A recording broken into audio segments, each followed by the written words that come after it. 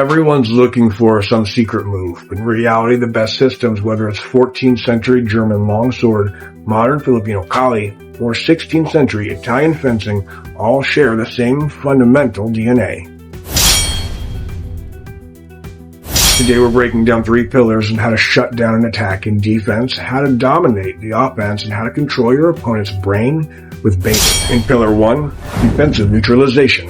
So first with defense in HEMA, we use upsetsu. You don't block, you set the opponent's blade aside while simultaneously threatening a thrust. You turn their attack into your own entry. In FMA Kali, we defang the snake. Ignore the weapon itself and destroy the hand or forearm controlling it. If they can't hold the weapon, they can't threaten you. And in Bolognese fencing, Marazzo system, we use stretto.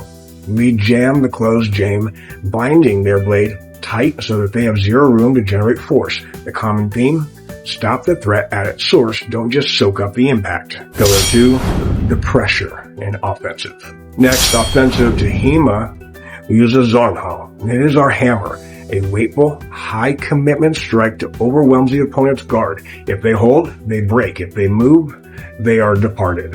In Kali, we use the abanico. It's not just a strike, it's a high-frequency fan motion. It's about volume and speed and keeping the opponent on the defensive, preventing them from ever establishing their own rhythm. While in East fencing, we use the facada.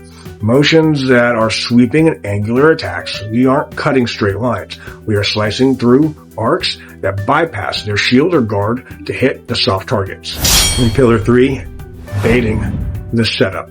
Finally, my favorite, the bait. How do you force them into the trap? In HEMA, it's called the Eidenlong. You show them the invitation, a fake opening in your guard. They bite, they commit, and they walk right into your counter. In Kali, we use the Engaño. Your feint attack, you pull back just enough to look exposed and you wait for their lunge. As they commit, you hit them with the puño, the butt of the stick, or blade. In Bolognese, we use the finte, the classic feint. You force the opponent to react to a threat that isn't there, and while their body is moving to defend, you strike where they were before they realize they've been sold a lie. These aren't just historical footnotes.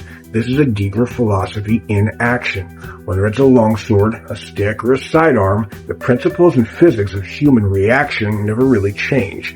Come train with multiple people who study in depth. Why am I telling it to you? Well, quite simple.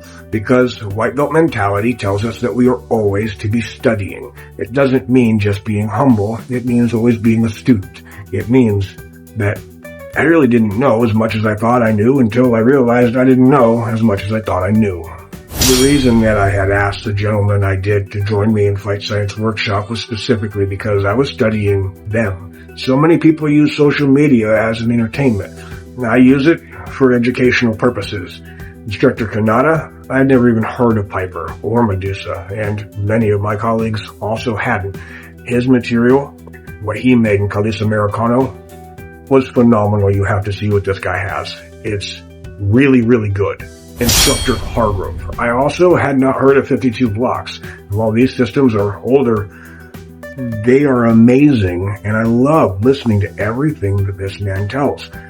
I call him the surgeon for a reason. His precision is out of this world. More than that, he's a longtime FMA instructor who has amazing work across the board.